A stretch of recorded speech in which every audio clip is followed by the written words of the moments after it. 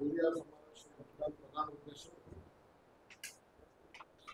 దేశంలో BJP party దొంగ ఓట్లతో అధికారంలో వచ్చినటువంటి విషయాన్ని భారత ప్రధానిగా కాబోతున్నటువంటి రాహుల్ గాంధీ గారు ఈ దేశ భవిష్యత్తు నాశనం అవబోతున్నటువంటి ఈ సందర్భంగా బీజేపీ చేస్తున్నటువంటి ఓట్ల దొంగతనాన్ని ప్రూఫ్తో సహా విత్ ఎవిడెన్స్తో సహా నిండు సభలో ప్రవేశపెట్టేటువంటి పరిస్థితి మన అందరికీ మీడియా ద్వారా ఎలక్ట్రానిక్ ఛానల్ ద్వారా మనం చూస్తా ఉన్నాం.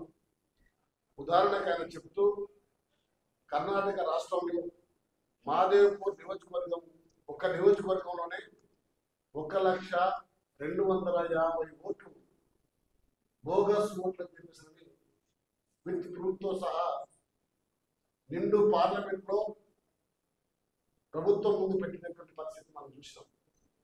వారు ఆ సందర్భంగా చెప్తూ ఒకే ఒక సింగిల్ రూమ్ లో మహాదేవ్పూర్ నియోజకవర్గంలో ఒక విలేజ్ లో సింగిల్ రూమ్ లో 40 మంది ఓటర్స్ ఏ రకంగా ఒక సింగిల్ ఇంట్లో ఉండగలుగుతారు అనే వాస్తవం కూడా చెప్పడం జరిగింది. దాంతో పాటు అదే మహాదేవ్పూర్ కాన్స్టిట్యున్సీలో ఒకే ఇంట్లో 80 ఓట్లు, ఆ 80 మంది ఓట్లకు ఒకే తండ్రి ఉంటాడు. దేశ చరిత్రలో ప్రపంచంలో ఎక్కడైనా ఇంత డొల్లతనం, ఈ వాస్తవ పరిస్థితిని దేశవ్యాప్తంగా నరేంద్ర మోడీ బీజేపీ ప్రభుత్వం ఇలాంటి తప్పుడు విధానంతో అధికారంలోకి వచ్చినటువంటి పరిస్థితిని రాహుల్ గాంధీతో పాటు ఈరోజు పార్లమెంట్ ఉన్నటువంటి 1 కాదు 2 కాదు 300 మంది ఎంపీలు దీన్ని తేల్చండి, మీరు దొడ్డిదారిన అధికారంలోకి వచ్చినారు, ప్రజాస్వామ్యాన్ని కూలి చేసిండ్రు, ప్రజాస్వామ్యాన్ని ఈరోజు నష్టం చేసే పద్ధతిలో రాజ్యాంగాన్ని వ్యతిరేకించినటువంటి పద్ధతిలో బాబాసాహెబ్ అంబేద్కర్ గారు ఒక మనిషికి ఒక ఓటు నినాదాన్ని తీసుకొచ్చినటువంటి దాన్ని తుంగలో తొక్కి ఒకే మనిషి ఒకే ఇంట్లో 100ల ఓట్లు, ఒకే కాన్స్టిట్యూషన్ 1,00,000 ఓట్లు దొంగతనంగా దోపిడీ పద్ధతిలో ఈరోజు ఓటర్లను మభ్య పెట్టించి ఆ దొంగ ఓటుతో అధికారానికి వచ్చిందా లేదా అని వాస్తవాన్ని చెప్తే ఈరోజు నరేంద్ర మోడీ గారు గౌరవ రాహుల్ గాంధీ గారిని నిన్న అరెస్ట్ చేయడం అనేది జరిగింది. దీన్ని కాంగ్రెస్ పార్టీ తీవ్రంగా ఖండించింది. రాహుల్ గాంధీ ఒకరే కాదు, ప్రతిపక్ష పార్టీలు దీన్ని ముక్త కంఠంతో వ్యతిరేకిస్తున్నటువంటి పరిస్థితి దేశవ్యాప్తంగా జరుగుతూ ఉంది. కానీ దురదృష్టవశాత్తు సోయి లేని ఈ రాష్ట్రంలో గత 10 సంవత్సరాల అధికారంలో బీఆర్ఎస్ పార్టీ భారత దేశ సమగ్రకు దేశ ప్రజాస్వామ్యానికి మేము కాపాడుతామని చెప్పినటువంటి ఒక దొంగ నాటకాలు ఆడినటువంటి టిఆర్ఎస్ పార్టీ మాత్రం ఇంత రగడ జరుగుతూ ఉంటే వాళ్ళు మద్దతు తెలిపినటువంటి పరిస్థితులు పోలేదు. చాలా దురదృష్టకరం. ఇప్పటికి వాళ్ళు చెప్తా ఉంటారు మా పార్టీ బీజేపీ వ్యతిరేకం, మా పార్టీ బీజేపీ విధానాలను వ్యతిరేకిస్తామని చెప్పేసి అంటారు. కానీ సిగ్గు లేకుండా ఈరోజు టిఆర్ఎస్ పార్టీ నాయకులు ఒక్కరంటే ఒక్కరు కేసీఆర్ కుటుంబం కొట్లాటలో ఉనికి తెలుపుతా ఉన్నారు. ఈరోజు అధికారం పోయిన తర్వాత కుక్క కాలు కాలితే ఇట్లా కయ్య మురుస్తారు, అట్లా మురుస్తున్నారే తప్ప రాజ్యాంగం కొని జరుగుతూ ఉంటే భారతదేశానికి నష్టం చేసే పద్ధతిలో ప్రజాస్వామ్యంగా నిండు పార్లమెంట్ లో చర్చ జరుగుతూ ఉంటే టిఆర్ఎస్ సోయి లేకుండా ఈరోజు ఇక్కడ కుక్కలకు అరుస్తా ఉన్నారు. అందుకని కాంగ్రెస్ పార్టీ ప్రజాస్వామ్యంగా రాహుల్ గాంధీ వెంట ఈరోజు ఒక ఆయన ఫోన్ కాల్ మెసేజ్ పెట్టాడు. ఒక ఢిల్లీలో ఉన్నటువంటి మీరు ఓటర్స్ గా ఉంటే ఆ నెంబర్ మీరు కాల్ చేయడం చెప్పేసినట్టే 2 నిమిషాలలో 5 లక్షల పైచిలకు ఓటర్స్ తో 2 నిమిషాల్లో కాల్ చేసేసి అవును కరెక్ట్ మీరు కొట్టాలని మీ వెంట మేము ఉంటామని చెప్పేసి ఓటర్సే స్వయంగా మద్దతు తెలుపుతున్నటువంటి పరిస్థితి ఉంది. అంటే బీజేపీ ఎంత దుర్మార్గంగా వ్యవహరిస్తుందో దీన్ని బట్టి మనం అర్థం చేసుకోవచ్చు. భారతదేశంలో స్వతంత్రాన్ని కాపాడుకోవాలి, పౌరుల హక్కులను కాపాడాలనే ఉద్దేశంతో ఈరోజు ఇద్దరు చెల్లె అన్న వాళ్ళు చాలా మర్యాదకు గర్భమైనటువంటి కుటుంబాలు పుట్టినప్పటికీ వాళ్ళు మామూలు వ్యక్తులాగా అరెస్ట్ చేసినటువంటి పద్ధతిని తీవ్రంగా ఈ సర్వ సమాజం ఖండించాలని చెప్పేసి త్యాగాల కుటుంబం ఈ భారతదేశానికి సర్వస్వం వాళ్ళు ప్రాణాలు ఇచ్చి కాపాడేటువంటి కుటుంబాన్ని అవమానపరిచే పద్ధతిలో అరెస్ట్ చేసినటువంటి పద్ధతి కానీ సమాధానం చెప్పలేనటువంటి బీజేపీ ఈరోజు అరెస్టులతో దుర్మార్గంగా అవమానపరిచినటువంటి పరిస్థితి ఉంది. రెండోది, గతంలో స్వాతంత్రం వచ్చినప్పటి నుంచి ఇప్పటి వరకు ఒక ఎలక్షన్ కమిషన్ ఎన్నుకోవడానికి ఒక నిబంధన ఉంటుంది. దానికి రాజ్యాంగంలో ప్రధానమంత్రి, హైకోర్టు జడ్జి, సుప్రీంకోర్టు జడ్జి, ప్రతిపక్ష నాయకుడు, ఇది రాజ్యాంగంలో ఉన్నటువంటి పద్ధతి. కానీ ఈరోజు మోడీ గారు ఏం చేసిండ్రు? ప్రధానమంత్రితో పాటు తనకు అనుకూలమైనటువంటి మంత్రి, ప్రతిపక్ష నాయకుడు, అంటే ముగ్గురు వ్యక్తులలో ఇద్దరు వాళ్ళే, ఒకరు అవుతారు. కాబట్టి ఆ పద్ధతిలో ఎలక్షన్ కమిషనర్ నియమించబడుతుందని చెప్పేసి ఎలక్షన్ కమిషనర్ ను వాళ్ళ చెప్పు చేతిలో పెట్టుకోవడానికి ఆ ప్రయత్నం చేస్తూ ఉన్నారు. ఈసీని ఆ పద్ధతిని ఉపయోగించుకుంటా ఉన్నారు. దీన్ని కూడా సీరియస్ గా కాంగ్రెస్ పార్టీ తీవ్రంగా ఖండిస్తా ఉందని చెప్పి తెలియజేస్తాం. బాధాకరం. భారతదేశానికి స్వాతంత్రం తెచ్చుకున్న తర్వాత ఒక ప్రజాస్వామ్య ప్రభుత్వాన్ని ఏర్పాటు చేసుకున్న తర్వాత ఒక కట్టుదిట్టమైన రాజ్యాంగాన్ని ఏర్పాటు చేసుకున్న తర్వాత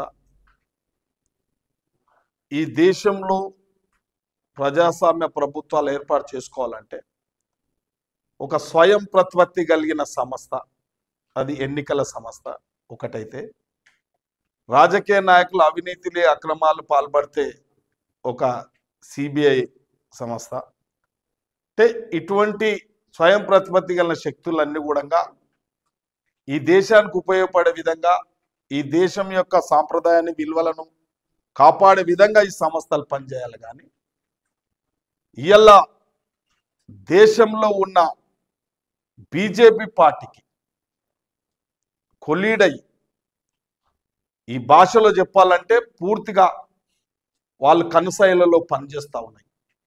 ఇది రేపు ఈ స్వయం ప్రతిపత్తి సంస్థలకే మనుగడ లేని పరిస్థితికి వస్తూ ఉన్నాయి. రోజు ప్రజాస్వామ్యాన్ని కూని చేస్తూ ఉన్నాయి ఈ సంస్థలన్నీ కూడా.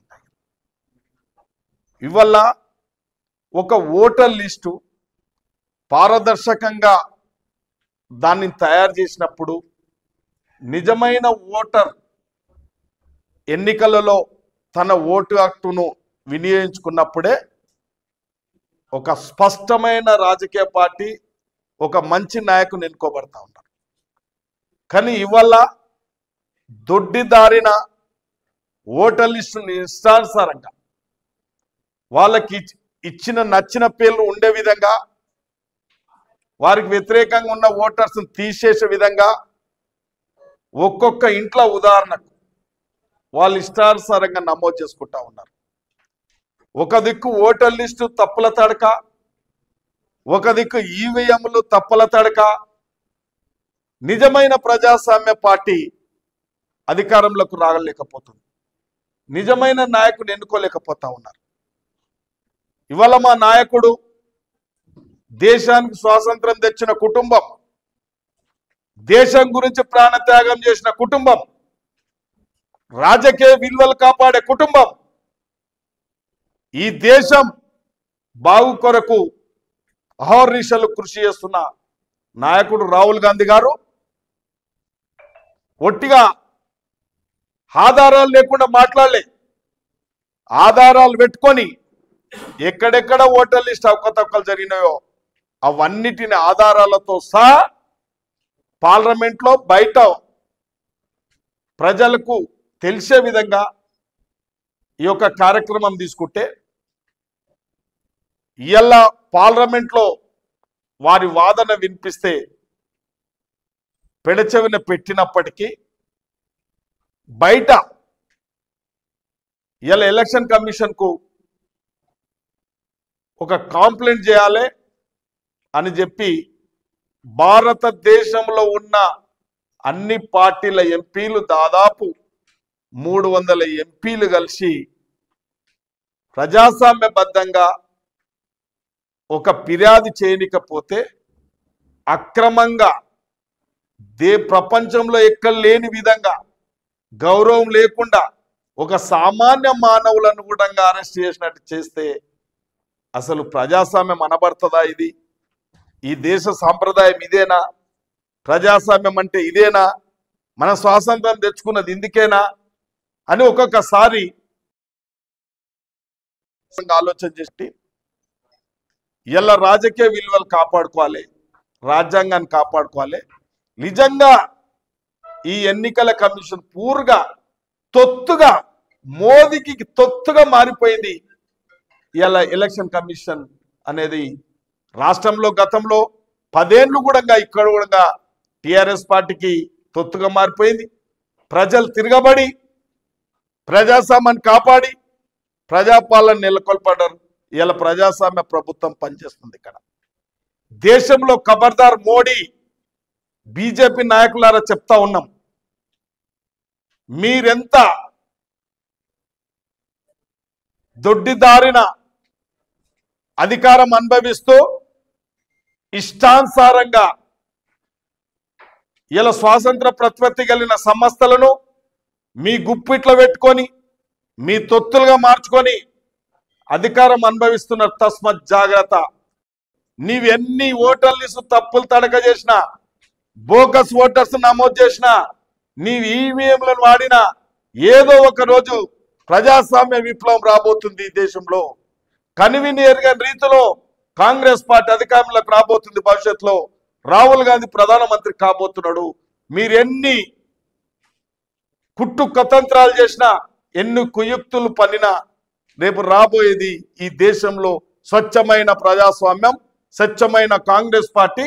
రేపు భావి ప్రధానమంత్రి రాహుల్ గాంధీ కాబోతుండు. కాబట్టి మీరెన్ని అంటే నిక్కచ్చిగా వాస్తవాలను బయట పెడితే జీర్ణించుకోలేని పరిస్థితి ఉంది. వల్ల ఈ దేశంలో ఒకే ఒక నాయకుడు, నిస్వార్థపరమైన నాయకుడు ఎవరైనా ఉన్నారంటే అది రాహుల్ గాంధీ.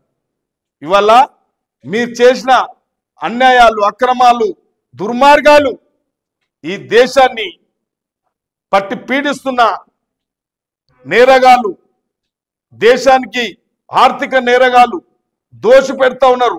ప్రభుత్వ రంగ సంస్థలన్నీ ప్రైవేట్ సంస్థలకన్నీ అంటగడతా ఉన్నారు. అవన్నీ కప్పు పుచ్చుకోవాలంటే మీకు అధికారం అవసరం. అది మంచిదా చెడ్డదా కాదు.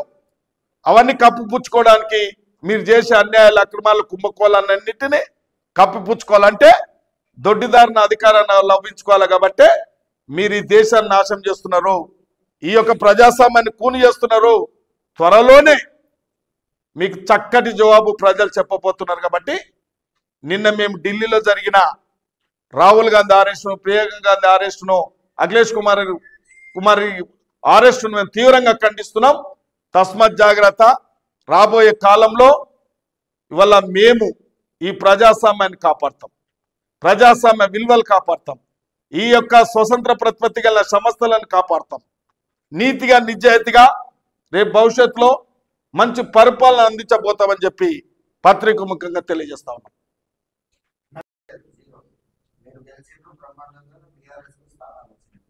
పార్లమెంట్ వచ్చేసరికి మీరు వాళ్ళు సమానంగా దీని వెనుక కూడా ఖచ్చితంగా ఈ ఓట్ల గల్లంతు ఉంటారని భావిస్తున్నాను. అంటే ఓట్ల గల్లంతు టీఆర్ఎస్ పార్టీ వచ్చినప్పటి సంది మనతానే ఉన్నది. ఇప్పుడు ఉదాహరణకు మనతాన కూడా ముదళ్ళగూడెం అటువంటి తాను ఇప్పటికీ బోకస్ ఓట్స్ ఉన్నాయి. ముదళ్ళగూడెం విలేజ్ తీసుకోండి. మీరు అందరూ వండి ఓటర్ లిస్ట్ పట్టుకొని, నేను పత్రికా సోదరులందరికీ మనవి చేస్తున్నా, దానికి కిరాయి కార్లైనా మీ బండ్లైనా తిండి అయినా అంత ఏర్పాటు చేస్తా. ఇలా ముదళ్ళగూడెం పోండి, ముదళ్ళగూడెం పోయి బోకస్ ఓట్స్ ఉన్నాయా లేవా మీరు ఆ ఓటర్ లిస్ట్ పట్టుకోండి.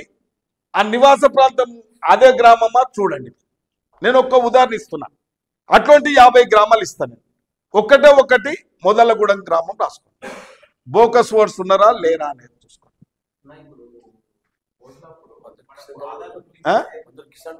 చెప్తున్నా నేను ఒక్కటి చెప్పి 50 ఓట్లు 100 ఓట్లు రాసుకుంటున్నారు. ఓడోడు కౌన్సిలర్ గెలవాలంటే, ఎమ్మెల్యేలు గెలవాలంటే 15,000 గల్లంతు చేశారు. ఇది నిజం, ఇది నిజం. ఈ మధ్యలో ఒక వార్త వచ్చింది, వాస్తవంగా ఎక్కడి నుంచి వచ్చిన భక్తులు కొన్ని పార్టీలు అడాప్ట్ చేసుకొని వాళ్ళకు ఫస్ట్ ఓటర్ తర్వాత సంక్షేమ ఫలాలు కూడా దెబ్బతింటున్నాయి. వాళ్ళకి స్థిర నివాసం ఉండదు, ఏ నివాసం లేదు, స్థిర నివాసం ఉండదు. డబుల్ బెడ్రూమ్ వల్ల శాంక్షన్ ఇట్లాంటి వాటిపైన అందుకే మేము అటువంటి నివారించనీకనే ఇవాళ అధికారులకు ఆర్డీఓకు ఎంఆర్ఓ కూడా ఆదేశించడం. ఉదాహరణకు మొదల కూడా చెప్తున్నా కదా నీకు, 250 మంది బోకర్స్ ఉన్నారు. ఓడు దళిద్రుడు ఆ 250 మందితోనే సర్పంచ్ అయ్యాడు. ఇప్పుడు విద్యుత్ కాలం మీరు ఒక్కసారి పత్రికా సోదరులు ఒకసారి మీరు పర్యటించండి. ఆ గ్రామస్తులు వస్తారు, మీకు వాళ్ళ స్థిర నివాసులు ఎక్కడున్నాయో ఆ హోటల్ లిస్ట్ ఎట్లా బోకొస్తాం మీకు ఇక్కడనే రాహుల్ గాంధీ చేసిన ఛాలెంజ్ నీకు మొదలగూడెంలో తెలుస్తుంది. మీకు ప్రూఫ్ చేయగలుగుతాం. ఇక్కడ ఒక మాట చేయగలుగుతామా చేయలేము. 278 ఓట్లు మొదలగూడలో బోగస్ కార్డు అని చెప్పించింది. మేము ఆర్డీఓకు ఎంఆర్ఓ గారికి ఫామ్ 7 అప్లై చేసేసి అక్కడ ఊళ్ళో కంప్లైంట్ చేస్తే మళ్ళీ ఆ 272 ఓట్లు అంటే ఉండాలని చెప్పేసి కోర్టు పోయినటువంటి దరిద్రుడు ప్రూఫ్ తో నీకు నేను చెప్తున్నాం, మీరు ప్రెస్ లో హైలైట్ చేయండి. ఇది ఇప్పుడు రాహుల్ గాంధీ రాహుల్ గాంధీ చెప్పిన ఉదాహరణ మీకు మొదలగూడెంలో ఉందని చెప్తున్నాను. మీ పత్రికా సోదరులందరూ కూడా పర్యటించండి.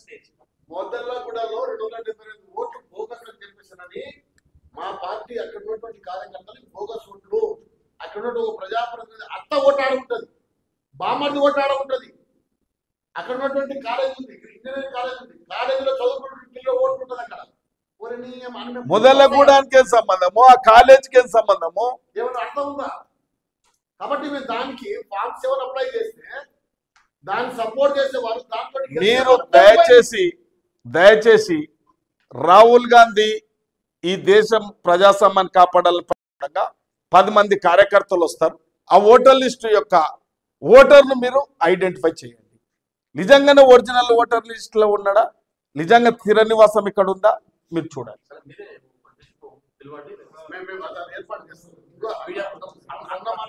నిజంగా చెప్తున్నా, అరే దానికి నిదర్శనం ఎమ్మెల్యే గారు చెప్పినారు.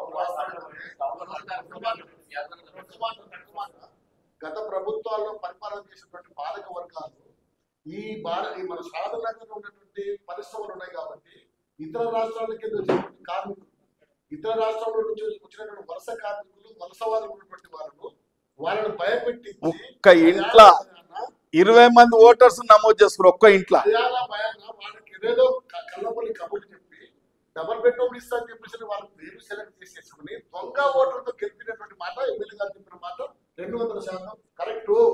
ఆ విషయంలో మేము అధికారులు వచ్చిన తర్వాత అధికారులకు ఆ విషయం మేము చెప్తూనే ఉన్నాము. తెలంగాణ రాష్ట్రంలో షాద్నగర్ లో ఒక్క నిమిషం అన్న ఈ ప్రాంతాన్ని తుమ్మల నాగేశ్వరరావు